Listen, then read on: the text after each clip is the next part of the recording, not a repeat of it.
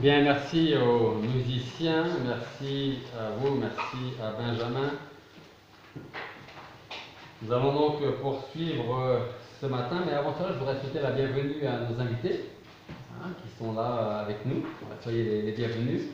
C'est de passage du coin. On a emménagé ici récemment. D'accord, très bien, sur Cahors. Ok, bah écoutez, soyez les bienvenus. Et je vous invite à ouvrir chacun d'entre vous vos Bibles dans l'évangile de Marc. Comme vous le savez, nous sommes en train d'étudier l'évangile de Marc et ce matin nous allons poursuivre une fois de plus sur la relation, sur la conversation entre Jésus et le jeune homme riche. Mais avant de poursuivre plus loin, une petite question. Qui connaît les 10 commandements? Alors, je ne vous demande pas forcément dans l'ordre, je ne vous demande pas. Est-ce que vous connaissez, est-ce que vous avez au moins une notion des 10 commandements? Ça va, ça fait plaisir. Ma question, vous allez voir que c'est une question qui va avoir un rapport direct avec la prédication de ce matin. Nous connaissons les commandements. Ma question c'est, que faisons-nous de ce fait avec les commandements? Est-ce qu'on les connaît et ça nous suffit? Est-ce que nous les connaissons, nous tentons jour après jour avec l'aide de Dieu de les mettre en pratique? Est-ce que nous les connaissons et on n'essaye plus de les mettre en pratique parce que c'est compliqué? Autrement dit, comment, dans la vie de chacun d'entre nous, les commandements agissent-ils? Que font les commandements dans notre vie? Ce sont des questions que vous devez garder à l'esprit et qu'on va développer dans la suite de notre prédication. Marc chapitre 10. Marc chapitre 10, nous allons relire à partir du verset 19 jusqu'au verset 21. Marc 10, verset 19 à 21. Tu connais les commandements. Ne commets pas d'adultère. Ne tue pas. Ne dérobe pas. Ne dis pas de faux témoignages. Ne commets pas de fraude. Honore ton père et ta mère. Et le jeune homme répondit, Maître, j'ai observé toutes ces choses dès ma jeunesse. Et Jésus, jetant les yeux sur lui, les mains, il lui dit, te manque une chose. Va, vends tout ce que tu as, donne-le aux pauvres, et tu auras un trésor dans le ciel. Après ça, viens, suis-moi, en te chargeant de la croix. Prions.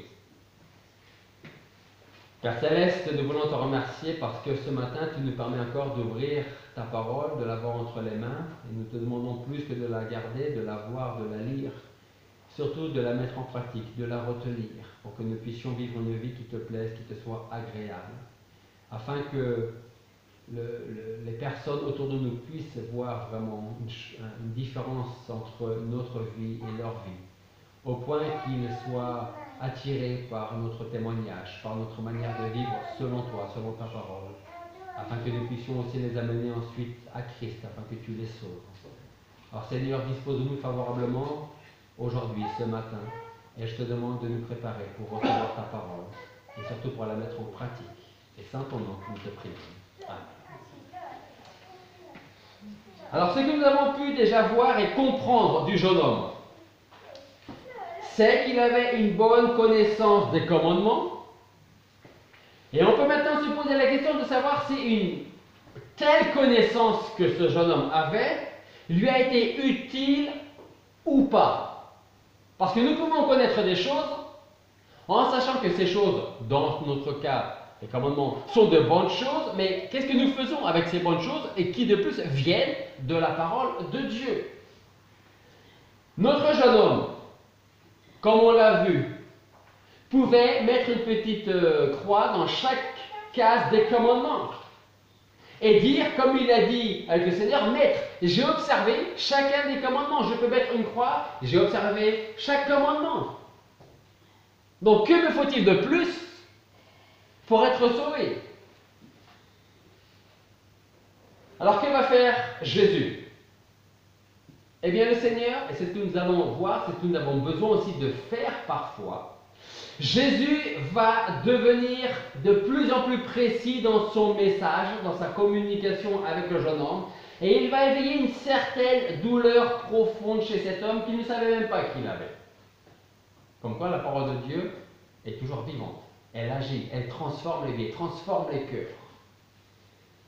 Alors il est vrai que Jésus aurait pu le faire plus tôt. Par exemple, lorsqu'il dit au jeune homme ne commets pas d'adultère, le jeune homme a dit mais je ne commets pas d'adultère. Mais le Seigneur aurait pu rajouter mais moi je te dis que quiconque regarde une femme pour la convoiter a déjà commis un adultère avec elle dans son cœur. En disant ne tue pas, le jeune homme a dit j'ai observé ça aussi. Mais quand il dit ne tue pas, Jésus aurait aussi pu rajouter à cela mais moi je te dis que quiconque se met en colère contre son frère sans cause sera punissable par le tribunal. Et celui qui dira à son frère raca, c'est-à-dire homme de rien, sera punissable par le conseil. Et celui qui dira que tu es un fou à son frère sera punissable par la gêne du feu. Donc le jeune homme il dit j'ai observé, j'ai observé, j'ai observé. Et le Seigneur aura pu c'est très bien, dire c'est très bien, mais maintenant il faut rajouter ça, ça et ça à chacun des commandements. Mais il ne l'a pas fait. Par contre, il va aller un peu plus loin.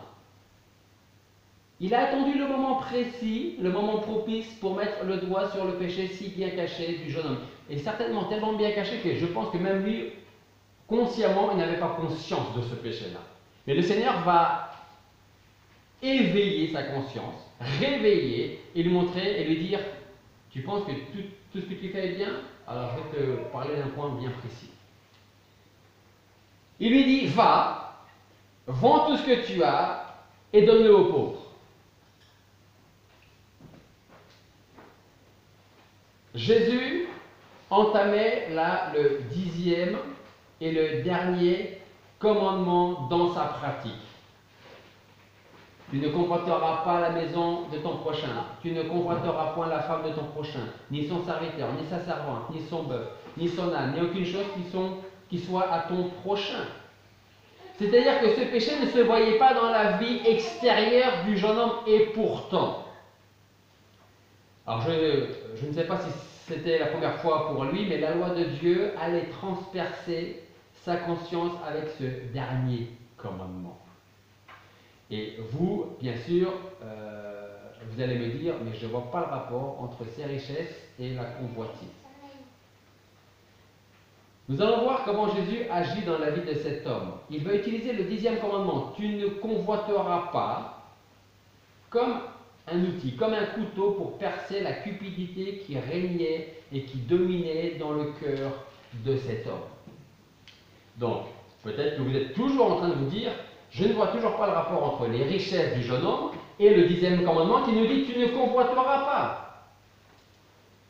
Si Jésus s'était contenté de dire tu ne convoiteras pas, notre homme aurait sans doute répondu moi je ne désire pas les richesses ou les biens des autres pour la simple raison que j'ai ce qui me convient et ce que j'ai me suffit. Je ne vais pas convoiter les richesses des autres, j'ai ce qu'il faut. N'oublions pas quelque chose d'important. L'homme connaissait certainement la loi de Dieu, les 10 commandements, mais sa connaissance n'était que superficielle. Alors, énoncer, sans rien de plus, Exode 20, c'est-à-dire les 10 commandements, énoncer les 10 commandements, pour ce jeune homme, n'aurait servi à rien, à cause justement de cette conception que le jeune homme avait. C'est pour ça que Jésus va traduire ce dernier commandement en une épreuve pratique pour la vie du jeune homme. Jésus a exigé de lui un abandon complet de ses richesses et de ses possessions. Et comme vous le savez, malheureusement pour cet homme, il avait plus de richesses certainement que beaucoup d'autres. Mais quel était son vrai problème au jeune homme? C'est simplement qu'il n'aimait plus ses richesses que Dieu. Le jeune homme aimait plus ses richesses, ses biens, que Dieu. D'ailleurs, il plaçait même ses richesses à la première place. avant même les bénédictions que le Fils de Dieu aurait pu lui apporter. Il te manque une chose, puisque tu dis que tu as accompli et tu as fait tout ce qu'il fallait. Mais il te manque une chose quand même. Tu vas, tu vends tout ce que tu as, tu le donnes aux pauvres, ça veut dire que tu n'auras plus rien, et à ce moment-là, tu auras un trésor dans le ciel. Après cela, viens, suis-moi en te chargeant de la croix. Alors j'ouvre et je vais refermer une parenthèse. Ce n'est pas parce que vous êtes riche que vous n'allez pas au ciel. Ok? Parce qu'il y aura des chrétiens qui sont, j'ai envie de dire, plus bénis dans le sens où ils ont peut-être plus de richesse, plus de biens que vous, que moi, et ils iront quand même au ciel. Ok? Et ce n'est pas, vous n'allez pas au ciel parce que vous vendez non plus tout ce que vous avez. Ok? Je referme ma parenthèse. Là, le Seigneur parle et va vraiment ouvrir la conscience, le cœur de ce jeune homme, qui place ses richesses avant Dieu.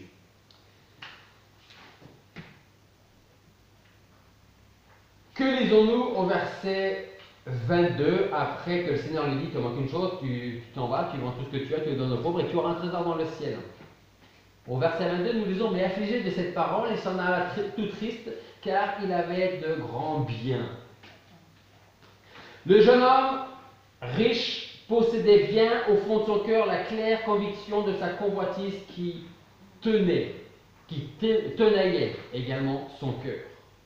Cet homme vient en courant vers celui qui croit être un grand homme de Dieu, et sans le considérer comme le Fils de Dieu, il lui demande, bon maître, que dois-je faire pour hériter de la vie éternelle? Et vous connaissez la suite, à cela Jésus lui répond, tu connais les commandements? Point d'interrogation. Bien sûr que je les connais, je les mets en pratique depuis que je suis tout petit. Parce que mes parents m'ont bien élevé. Et donc, effectivement, je mets en pratique depuis tout petit les commandements. Jésus va lui faire comprendre que s'il les connaît, comme il le dit si bien, il est loin de tous les mettre en pratique. Ce que nous pouvons retenir, c'est que cela commence avec le tout premier commandement. Quel est le tout premier commandement?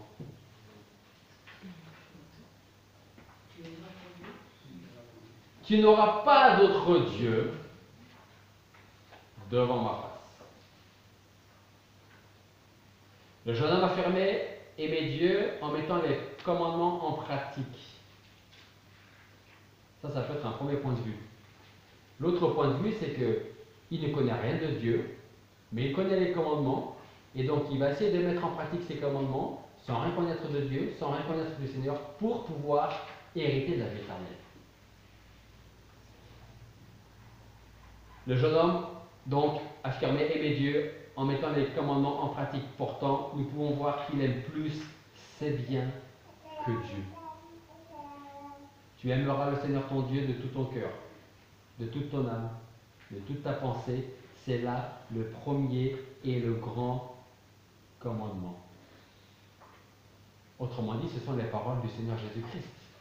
Quand il dit, tu vas, tu vends tout ce que tu as, tu le donnes aux pauvres, et ensuite tu viens, tu te charges de ta croix, et tu me suis, et on va travailler, on va marcher, on va vivre ensemble. Le Seigneur ne cherchait pas simplement à convaincre le jeune homme que tous ont péché et sont privés de la gloire de Dieu. Au contraire, il continuait de s'appuyer sur les exigences de la loi jusqu'à ce que notre homme prenne réellement conscience de sa propre rébellion contre Dieu. Jésus voulait lui montrer comment il venait de vendre son âme à cause de ses richesses, de ses biens, de sa cupidité. Alors il faut retenir une chose bien importante, dont je vous ai parlé la semaine dernière et je pense même la semaine d'avant.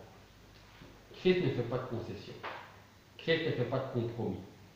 Il est venu faire la volonté du Père. Il est venu annoncer ce que les pécheurs, ce que nous avons besoin d'entendre, pas ce que nous avons envie d'entendre. Et rappelez-vous, la semaine dernière, la semaine d'avant, on a parlé du véritable évangile et de l'évangile selon l'homme. L'évangile selon l'homme, c'est qu'est-ce que moi, pasteur, qu'est-ce que moi, chrétien, je peux dire pour que ça fasse plaisir à la personne à qui je vais parler, pour que cette personne soit touchée et lui dise, en fin de compte, je ne suis pas aussi mauvais que ça parce que Dieu m'aime. Est-ce que c'est ce que le Seigneur a cherché à faire? Non. Il a annoncé les choses très clairement, tout comme l'apôtre Paul par exemple, sans rien cacher. On est perdu, pécheur coupable. Et on ne mérite rien, c'est ça l'évangile. Mais l'évangile nous dit, par contre, Si aujourd'hui on a la croix, c'est parce que nous qui n'aimions pas Dieu, qu'on ne voulait rien savoir de Dieu.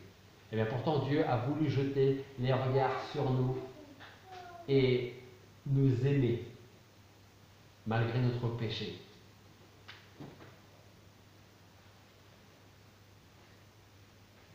Jésus donc voulait montrer comment il venait de vendre son âme, j'ai presque envie de dire, à Satan. Parce que Satan, c'est comme s'il lui disait, mais en pratique les 10 commandements, ça te suffira. Dieu, il n'a pas besoin d'être à la première place. À partir du moment où tu lis ta parole, la parole, à partir du moment où tu essaies de vivre une vie correcte, c'est suffisant. Et continue à vivre comme tu as toujours vécu.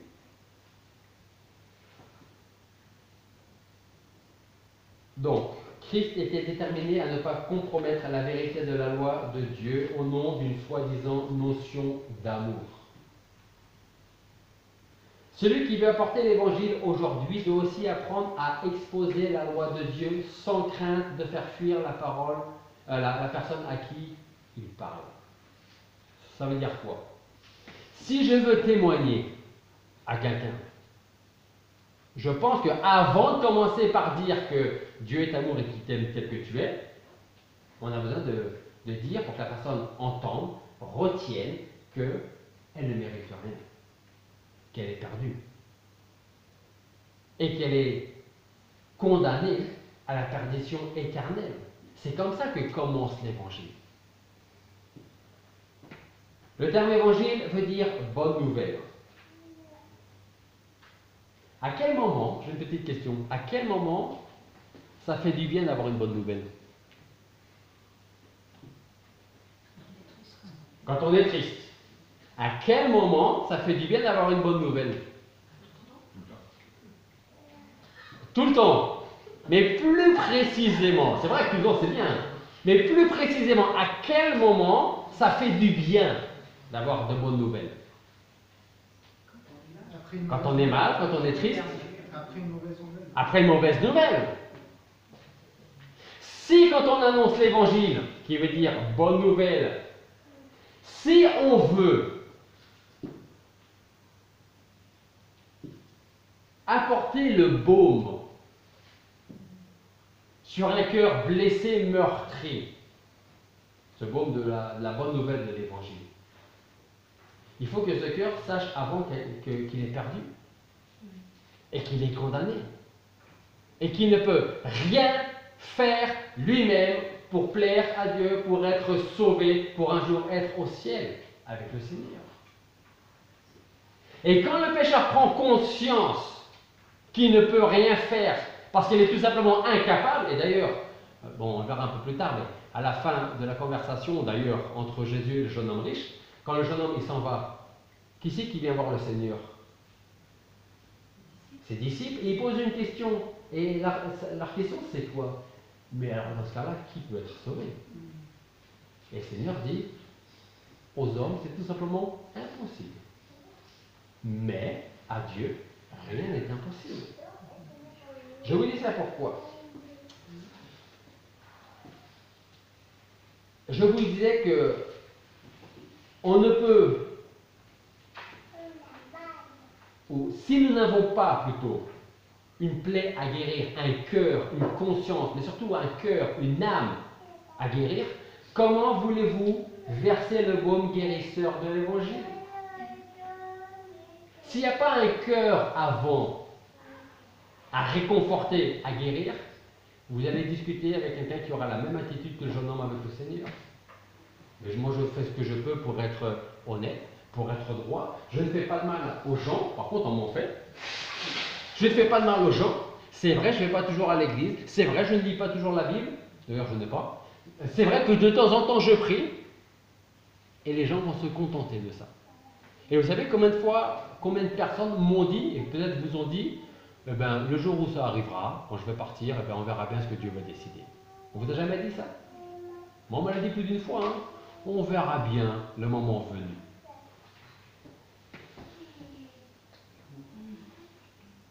Pour le jeune homme riche, c'était presque une évidence. Je mets en pratique les commandements, donc cela devrait suffire. Mais dans le doute, je vais demander au rabbin Jésus s'il ne me faut pas autre chose. La loi apporte la connaissance du péché. Et donc le fait que nous avons péché contre Dieu, et c'est seulement lorsque l'on réalise que nous sommes responsables de nos transgressions, que nous comprenons par la grâce de Dieu, que nous avons besoin du Seigneur et Sauveur Jésus-Christ. Aujourd'hui, il y a beaucoup trop de chrétiens qui cherchent à voir à quel point il leur serait possible de réduire l'évangile tout en continuant à obtenir des conversions. Mais ce n'est pas comme ça que ça doit se passer. Et vous savez pourquoi? Parce qu'un jour, parmi ceux qui auront pris une décision pour Christ, certains s'entendront dire « Je ne vous ai jamais connu, retirez-vous de moi, vous qui faites métier d'iniquité. » Et je vais même aller plus loin. Vous savez quoi? Si le jeune homme, si dans son esprit, dans sa tête, dans son cœur même au plus profond de son âme, s'il était persuadé que suivre les commandements, les mettre en pratique, suffisait pour aller au ciel, s'il était certain de ça, il ne serait pas venu voir le Seigneur, il aurait continué à vivre comme il a toujours vécu, en respectant dans la mesure du possible, le mieux possible, les commandements, et un jour il se serait retrouvé devant le Seigneur, et qu'est-ce qu'il lui aurait dit? Je t'ai jamais connu, moi. Jamais. Peut-être que le jeune homme leur aurait dit, mais pourquoi? Et certainement que certains auraient répondu, parce que tu as cherché à te sauver toi-même. C'est moi qui te sauve. C'est pas toi. C'est pas les autres. C'est pas ta vie, c'est pas tes œuvres, c'est pas tes actes. C'est moi. En fait, en voulant réduire la parole de Dieu au strict minimum, on ne fait rien de plus que répandre la vérité à une couche si fine et si superficielle que le monde ne se rend même pas compte de son existence. La parole de Dieu. Si nous voulons apporter l'évangile à ceux qui en ont tellement besoin, et je suis sûr qu'autour de vous, vous connaissez des gens qui ont besoin de l'évangile, alors apportons-leur aussi la loi de Dieu qui déclare que tout homme est responsable de ses actes et qui le déclare coupable devant Dieu, qui est 3 fois saint. Retenez bien que tant que Jésus se contentait de mentionner et citer les commandements, le jeune homme pouvait lui répondre toujours par son innocence et avec un cœur sincère d'ailleurs. C'est ça le pire, hein? Avec un cœur sincère et dire tu connais les commandements, ne commets pas d'adultère, ne tue pas, ne vole pas, ne dis pas de faux témoignage, ne commets pas de fraude, honore ton père et ta mère. Et lui il aurait continué à dire maître, j'observais toutes ces choses dès ma jeunesse, non, je suis sur le bon chemin. Sur le bon chemin de la perdition. Par sa réponse, le jeune homme montrait son ignorance, son indifférence et même son orgueil. Moi, je suis les commandements. Rappelez-vous la semaine dernière, la différence entre le jeune homme et le publicain qui se frappe la poitrine et qui dit « Seigneur, mon Dieu, j'ai péché contre toi et contre toi seul. » Est-ce que le jeune homme riche, le jeune homme bien aux yeux du monde, s'est humilié à un moment donné? Est-ce qu'à un moment donné, il a dit, est-ce que le péché est toujours devant mes yeux, devant moi, et devant toi, Seigneur? Non. Il vient vers le Seigneur avec une certaine, même inconsciemment, une certaine arrogance, un certain orgueil en disant, voilà, j'ai pratiqué tous ces commandements, est-ce qu'il me faut autre chose? Donc il faut faire attention parce que les gens peuvent être sincères dans leur recherche, et pourtant toujours autant perdus. Parce qu'ils ne connaissent pas la loi de Dieu. Parce qu'ils ne connaissent, ce qui est un peu normal, ils ne connaissent pas très bien Dieu. Donc c'est pour ça que c'est à nous, à l'exemple du Seigneur, de dire aux gens leur cas de vérité sur leur vie. Ce n'est pas un jugement, c'est une réalité. C'est dire, tu es pécheur, mais je le suis aussi. Tu es condamné, coupable, je le suis aussi. À la fin, vous pouvez dire, enfin, je l'étais. Parce qu'aujourd'hui, je ne le suis plus. Je ne le suis plus pas parce que je suis meilleur. Pas parce que je suis chrétien, encore moins parce que je suis pasteur. Mais parce que le Seigneur a ouvert mes yeux sur ma vie, mon péché, ma perdition et sur le salut que lui seul a pu me donner et m'accorder. Si on est dit simplement qu'aux gens, comme je vous l'ai déjà dit, Dieu t'aime tel que tu es, surtout ne change rien, alors là, ne dites rien. Vaut mieux ne rien dire du tout. Parce qu'il y a des gens qui vont croire être sauvés et le Seigneur leur dira, je ne t'ai jamais connu. Jamais. Dès l'instant où Jésus lui demande de mettre en pratique sa théorie sur les commandements, qu'est-ce que fait le jeune homme? Il fait marche arrière. Pourquoi? Parce qu'il a beaucoup de biens.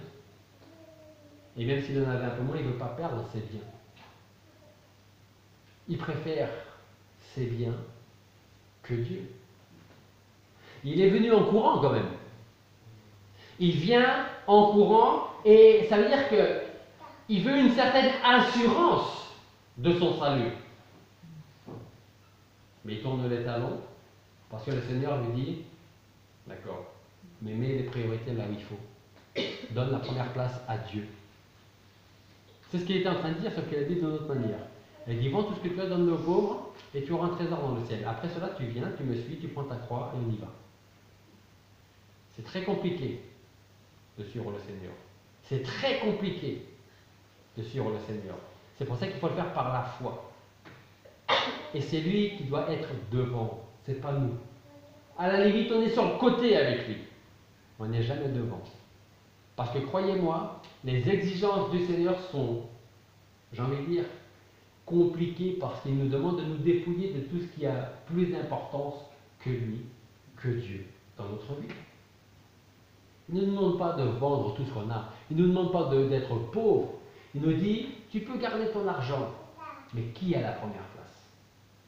Tes biens, ton travail, ta famille, ta maison, ta dernière voiture, ou moi? Et c'est exactement ce que le Seigneur est en train de dire au jeune homme riche. Il aurait très bien pu dire, ok, mais qui a la première place dans mon cœur? Est-ce que tu es prêt? Il aurait pu dire, est-ce que tu es prêt à vendre tout ce que tu as et de me suivre? Il n'a pas dit, est-ce que tu es prêt? Il a dit, ok, je rentre dans ton jeu. Tu vas te sauver, vends tout ce que tu as. C'est pas une question. Il dit, vends tout ce que tu as. Et après, tu viens et on y va ensemble. Il n'a pas posé la question. Parce que le Seigneur a voulu le mettre devant ses responsabilités, devant la réalité de son cœur. Qui a la première place dans ton cœur? J'ai observé toutes ces choses dès ma jeunesse. Dès l'instant où Jésus donc lui demande de mettre en pratique sa théorie, il fait marche arrière, et il ne cherche même plus à obtenir la réponse qu'il est venu chercher en courant. Pour conclure, j'ai 5 questions. Pour chacun d'entre nous.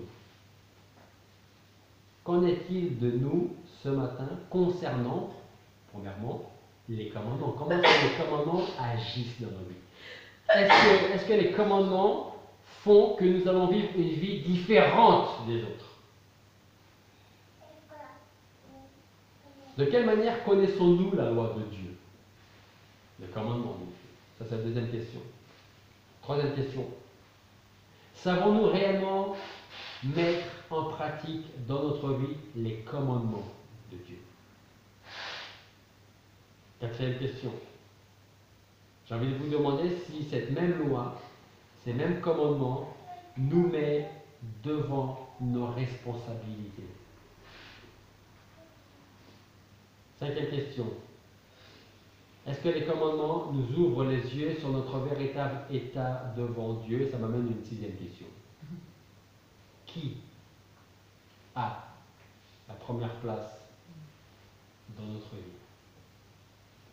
On peut aimer de tout notre cœur à l'infini et au-delà, elle se reconnaîtra.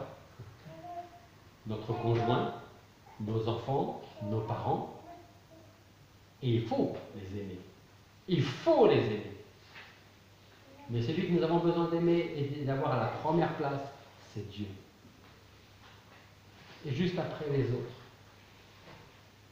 Qui a la première place dans notre vie, dans notre cœur, aujourd'hui?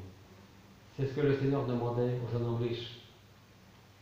Autrement dit, il a dit, celui qui a la première place, ce n'est pas Dieu, ce sont tes biens, ce sont tes richesses. Et tant que tu auras tout ça à la première place, tu ne peux pas être sauvé. Parce que tu n'es pas prêt à abandonner ces choses. Qui a la première place dans nos vies? Prions.